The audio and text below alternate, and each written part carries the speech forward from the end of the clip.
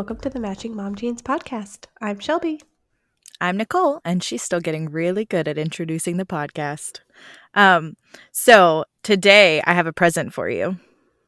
Ooh, I like a have an Valentine's Day article. present?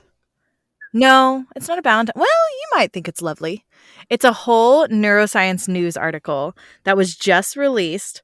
I need to see the exact date on it, but it is the whole concept that CNN covered it. That's what I'm reading from.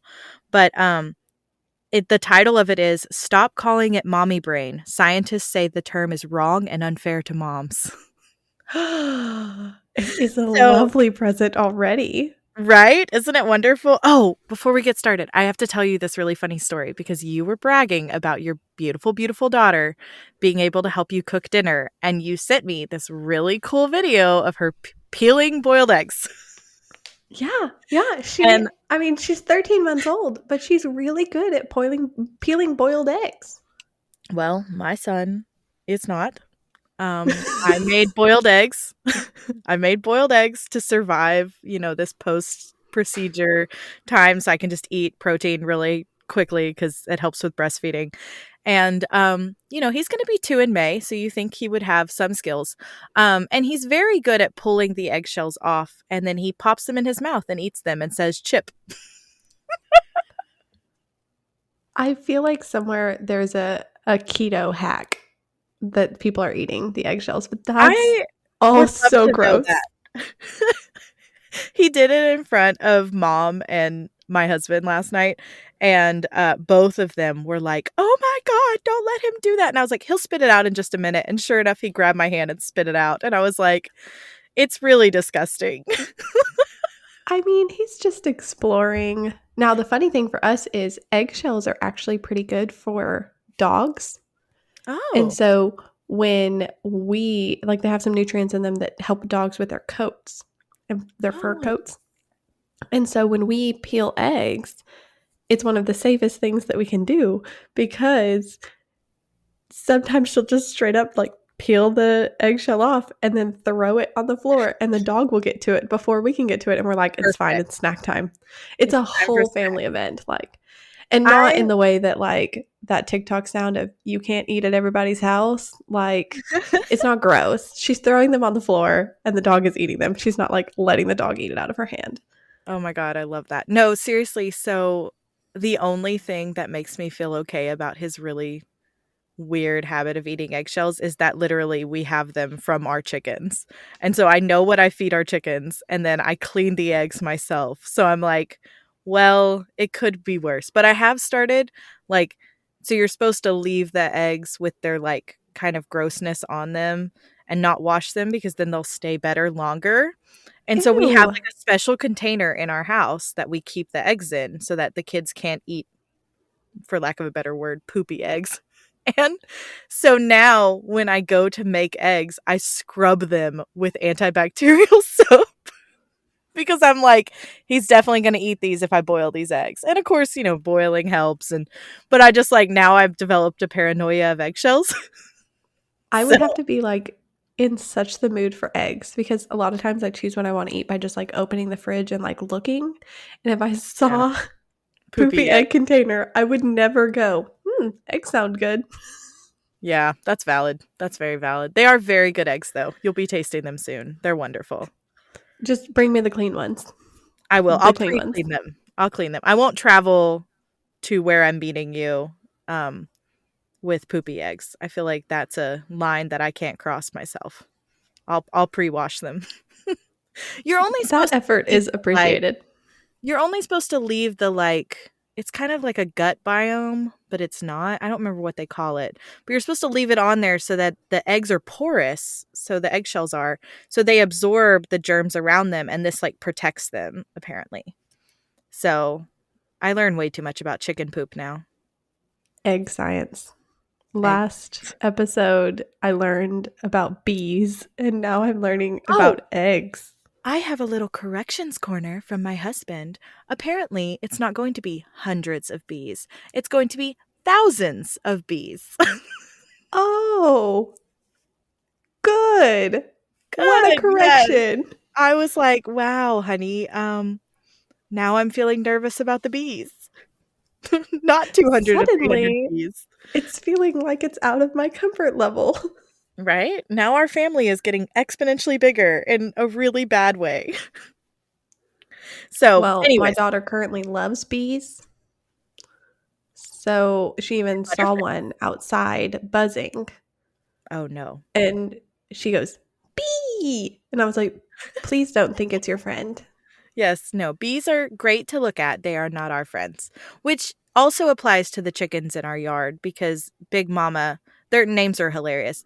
One of them is named Egghead, one of them is named Big Mama because she will chase the kids and, like, peck at them, so she's just a jerk.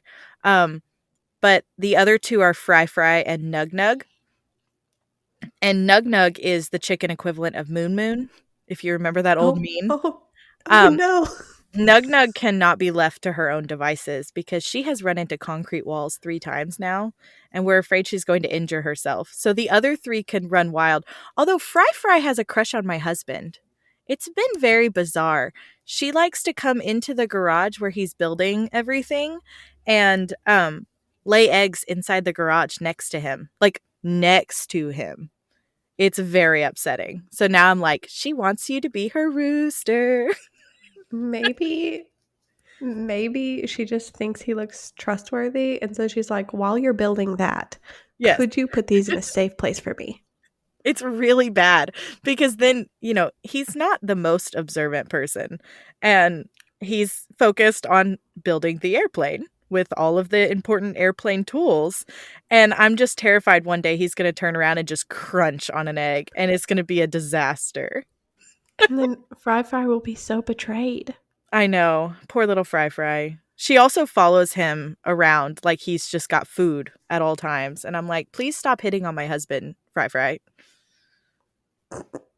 It's really Just bad. feeling a little bit of jealousy here.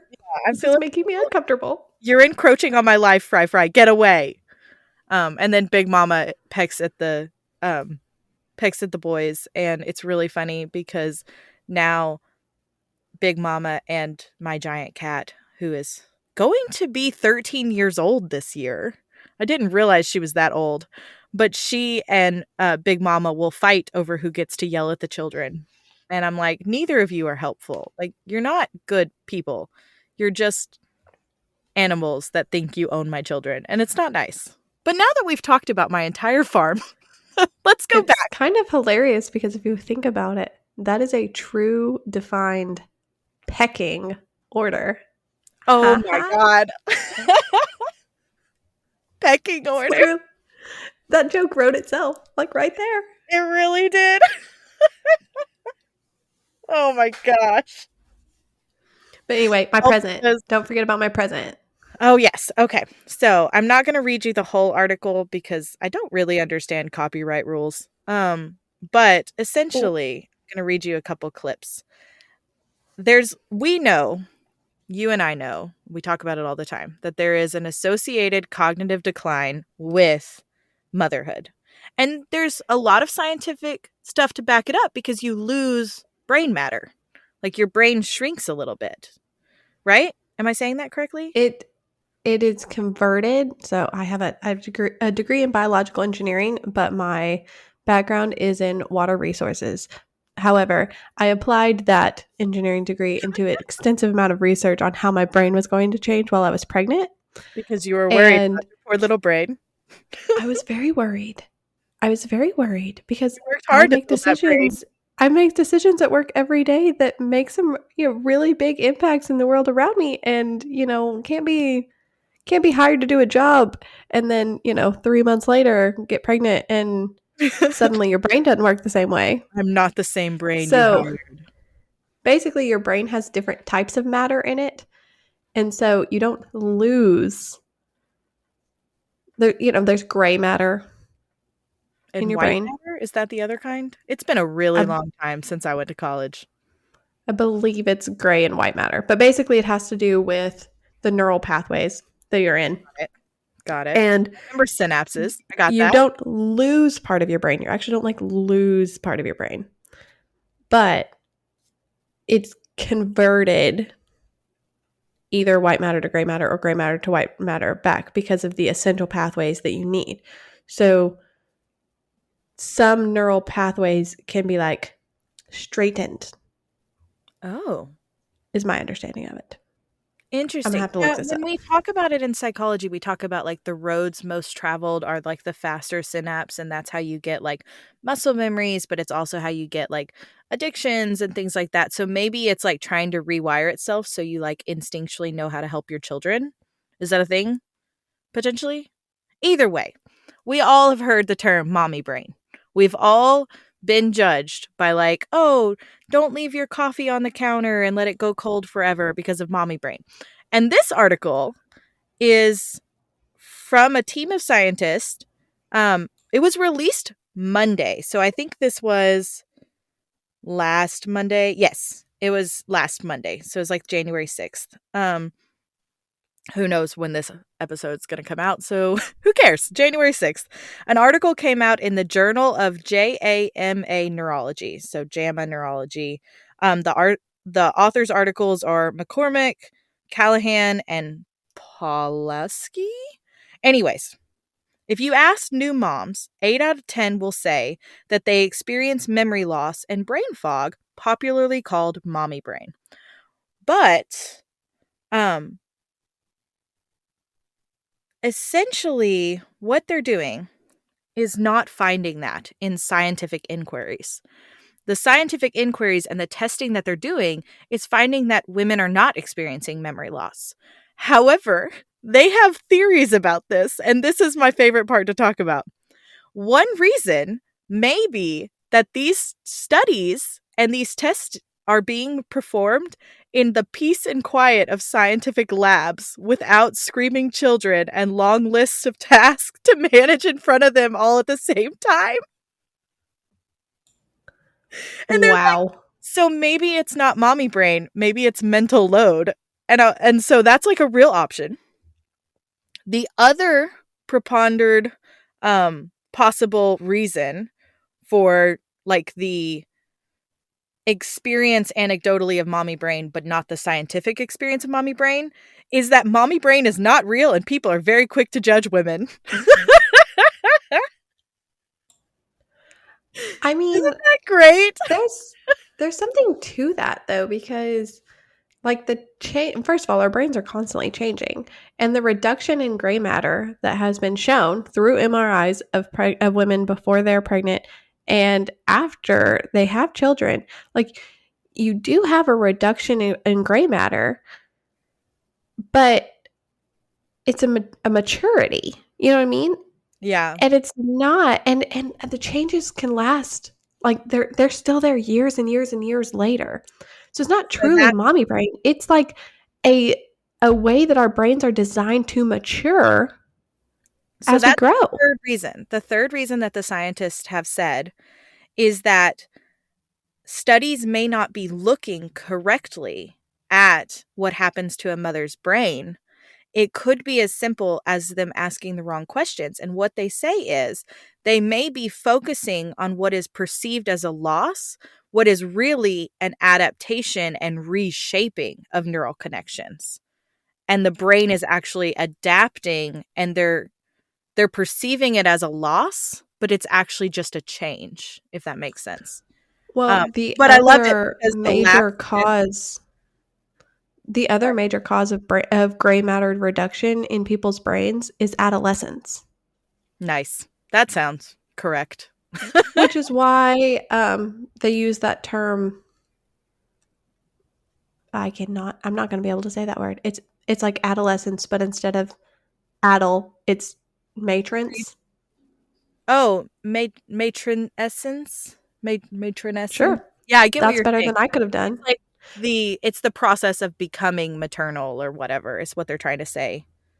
Um, but yeah, isn't that interesting that like these scientists did this test? The results of these tests are we don't think mommy brain is real, like scientifically, but we do think that the experience of it is because either women are being overrun, and we're talking women. I'm sure it applies a little bit to parents, but mommy brain is what's always talked about. Um, It's literally either people are judging them too much or they just literally have so much on their plate that you're seeing more mistakes because their mental load is so high. And I love it. The very last sentence. This is your present. Your present is the very last sentence. The authors say, regardless, until then, they have one message. Stop calling it mommy brain. I am here for it. I'm here for it. So, what do you think? Do you think it's the quick to judge, or do you think it's like, and that I think would include like self-judgment. Like, are we quick to say, "Oh, I'm failing at this," or whatever? Or do you think it's the mental load, or do you think it's both? What are your I thoughts? think I think it's sleep deprivation and the stakes are higher, so you notice things more. I think it's Very valid. I think it's more likely to make a bigger deal out of forgetting to grab the diaper bag on your way out of the house than it is to forget to grab your gym bag when you're 24 and headed to work and you would normally go by the gym and, oh, I forgot my gym bag. Okay, I guess I'll go eat lunch on my lunch break instead of go to the gym. But here you are. How could I have forgotten the diaper bag? That's the most important thing, blah, blah, blah. But really, how often have we Oh. forgot a bag when we were leaving the house? Yes, I like that. See, I have That's had always been my weird theory. I've had such a weird experience with like mommy brain and brain fog because my third kid is like the only biological from scratch one. And I have like I have frontal lobe damage from epilepsy. So, and then I have dysautonomia, which causes brain fog. So, like, my memory has always been crap. And so I have all of these like adaptive things. Um, and it doesn't really like, there's no way for me to tell if that's quote unquote mommy brain or if that's just literally my own executive dysfunction tied to all of my other disorders. But I see so many people be like, oh, that's mommy brain, or oh, you're just forgetting this, or, your brain shrunk during pregnancy. And it's just a weird, like, since when do we comment on other people's brains? Like, that's always been strange to me about motherhood is like people just totally latch onto this idea of like, I'm going to totally comment on your brain and on your body and on your whatever. And it's like, I don't love that. Yeah, especially the commenting on your body and your brain and the choices you make. Like, my college roommate lost the keys to our dorm for 2 weeks, and we had to get our dorm rekeyed. And I then love she her. found the key in the pocket of her bathrobe, Oh my god, I love that. That's like the most 2 weeks college thing later. I've ever heard. Does that And mean I'm she like, didn't bathe for 2 but weeks? Or but she you know what just used the happened? bathroom? Is she was just so distracted with finals. So Oh. if you pile, or midterms or whatever it was, but if you pile your plate high enough, things are going to drop. You Yeah. are going to lose things. You are going to forget I things. You are love going to forget which word you're trying to say because your ears are constantly trying to hear whether or not that's a baby crying or that's the phantom baby that lives down the hallway. I have a phantom baby as well. I also have a phantom 5-year-old who stomps up and down even when I know that he is at his mom's house. And I'm like, there is a ghost upstairs mimicking my stepson. He's up there, I promise. Um, no, I love the conversation around mental load. And I love the conversation that's slowly turning. I know there's a bunch of Instagram accounts that do it, and they do these really fun diagrams. I think one of them is Happy as a Mother. I'm not 100% sure some of the other ones. But they do these really cool diagrams that are like the mental load of getting the kids out the door to school. And it's all of the things that go in that one task. Or to me, the most stressful part of my life is deciding what the heck we're having for dinner. Like, if someone took that off my plate, I think I would have like 2 extra hours of productivity a day. You should take advantage of one of those hacks where they plan it once, like they plan And just 4 different rotate it. weeks. Yeah, they Oh. plan 4 different weeks, And then they have just week A, week B, week C, and week D, and they write out grocery list and meal plans for See, each you're single really one. good at meal planning. Maybe it's just because there's more people in my house. Although now that Rory is at college, that's really helpful because it used to be like, "Hey guys, we're going to have this for dinner."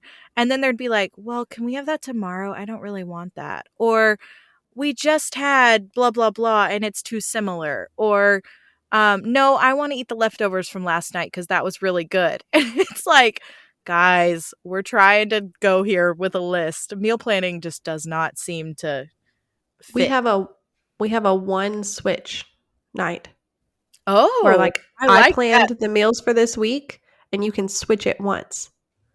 Ooh, So you I can really go like and you that. can look at the list of meals for this week. Do you have And if like you a don't yellow want what we card were you planning throw on, up? Like yellow yeah, a card. flag on the play. Yes, exactly. You've already used your switch. Get off. When does your week start though? When does your week start for the switch? Thursdays. So Really? I Oh my grocery gosh, why shop and Thursday? plan on Thursdays Oh, okay. That is true. because The biggest skill I've developed recently is meal planning directly after coming home from the grocery store. It makes it a lot more daunting to go to the grocery store because I can't just come in and drop everything and put it up and think about it later. But I've learned that if I just semi meal plan, like know what we have at home, go to the grocery store, and then sit down and meal plan immediately after, like then that's off my plate for the rest of the week. And I like that a lot. That's pretty nice. see, I meal plan before I go to the grocery store and write out all the meals. Plus, I always have two, they didn't have it at the grocery store options ever since COVID Yeah, because we you could never find not anything. get chicken. No, we Could still never find chicken. And it's although still sometimes hard to find. our grocery store does this thing where they do the leg and thigh together and they sell it in a 10-pound bag for $5. And that's all we ever eat. It's the best thing I've ever seen. You can boil it in soup, you can bake it. I know that my husband is so sick of eating like leg and thigh meat, but it's happening. Although, some men like legs and thighs. So, it goes. Chris Evans comes to mind. Oh man. But yeah, But yeah, so so I meal plan on Thursdays. Um, well, I grocery shop on Thursdays. So that means I would have done the meal planning either Thursday morning at the latest. And so then we usually have more labor intensive meals on weekends nice. slash anything that we need the leftovers for during the week. Yeah, and because And you so have like the extra of, like, your husband leaves the house to go eat, like, to go work, so he has to, like, go with food. My husband works from home, so, like, he gets to kind of have a little bit more fluidity, like, I don't have to have a pre-planned thing for lunch. yeah, but because my husband and I are so used to having packed our lunches for literally our entire marriage, we pack our lunches at night, Do you even though still? I'm currently home with the baby, because it's easy to pack her lunch too. And then when it's lunchtime, it's like a minute away. She's Oh, gonna I think love she grew that. up in a lean cuisine household, but she didn't. She grew up in a mom made this last night after I went to bed household. Because when Wow. we put up leftovers from the night before, we put it in individual lunch containers. See, I have never experienced, despite having a kid in high school, I've never experienced the lunch packing because she was homeschooled. And then when she came to live with me, she had free COVID meals for forever. And so it was just this like really beautiful thing. Huh. My computer just said attempting to connect to this server. Can you still hear me? I could, but your waves disappeared. Oh, But weird. also, you said you had a child in high school. Like, Oh, you no. personally were in high school. Like, I was in high school. No, false. Ever since She our was child a was high a schooler. student in high school. Yes, she was a high schooler, and she started public school the fall of the pandemic. Like, we had gotten her all caught up on all of her homeschooling, and she was so excited to go to school, and we'd finally convinced her that it was going to be awesome. And then the pandemic hit, and we were like, well, okay. But the nice thing was they had those free COVID meals, like, until she graduated. So I've still never packed a lunch. I'm very proud of myself. See, we got super, super spoiled during the pandemic to being able to make our own food, but I was so chronically busy. I mean, I'm an environmental engineer. My degree is in biological engineering, and I was working for the people who made toilet paper and Clorox wipes when the They pandemic were hit. like, help. I was working like 80-hour weeks. I'm not Wow. even joking, just to get the environmental permitting going.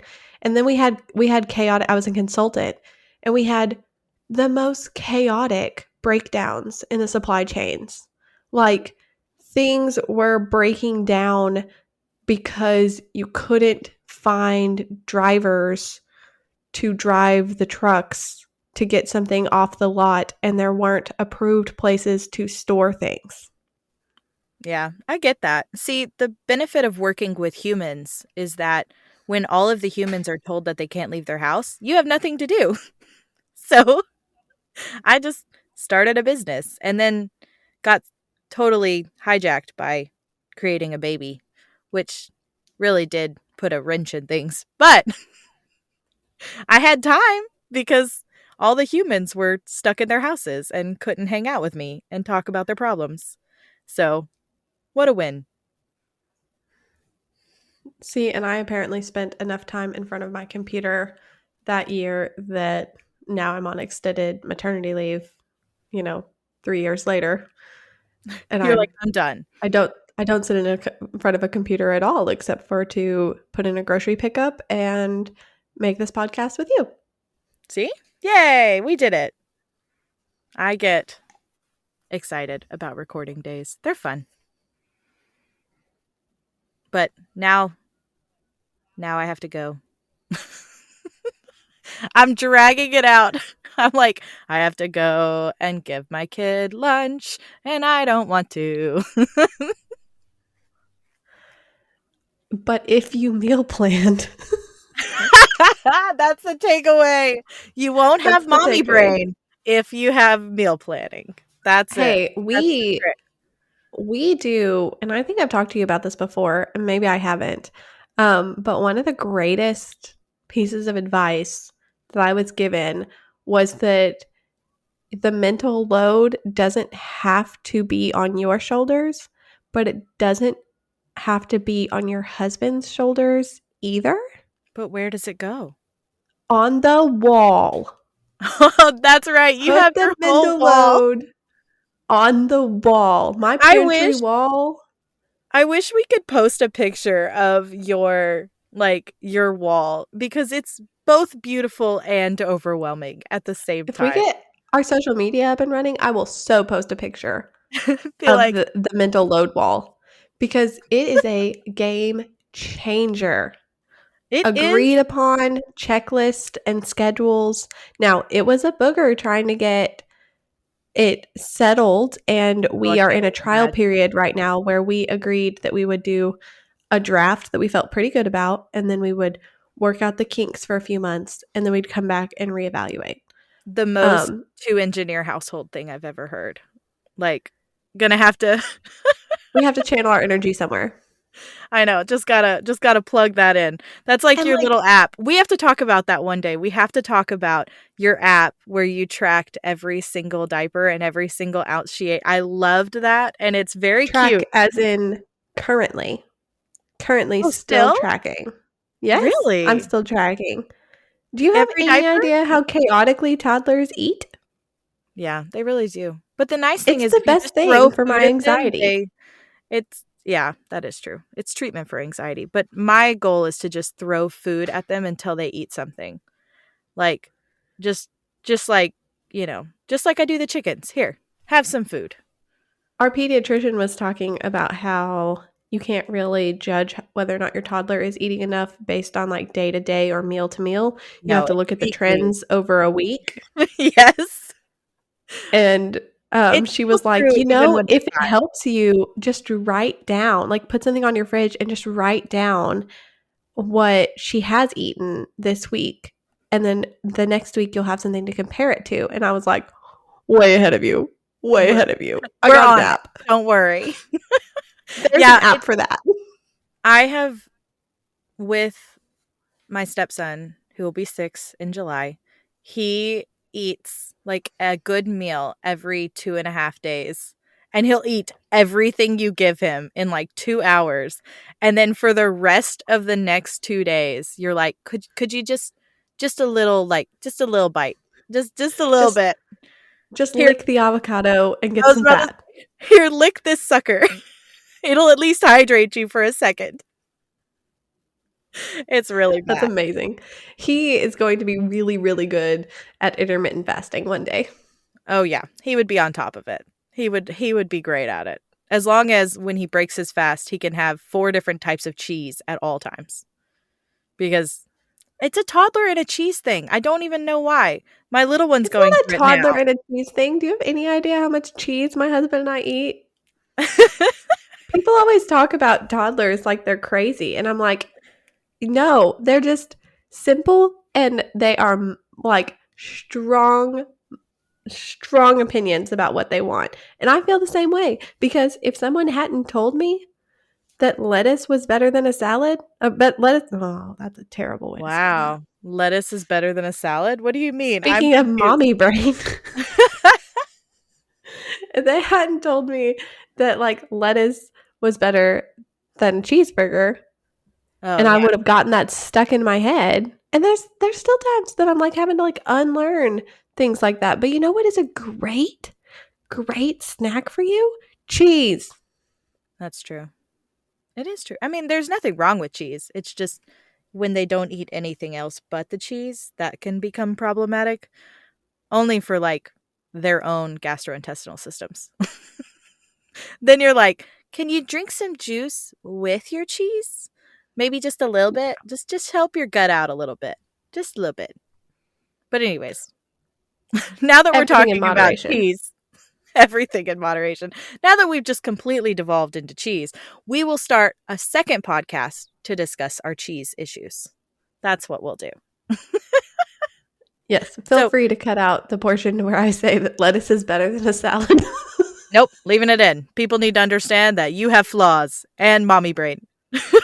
The non existent mommy brain. The scientist will not believe you. Theoretical mommy brain. Theoretical and anecdotal. That was their words. So we never figured out how to end a podcast. So I'm going to go with my traditional, okay, bye. Okay, bye.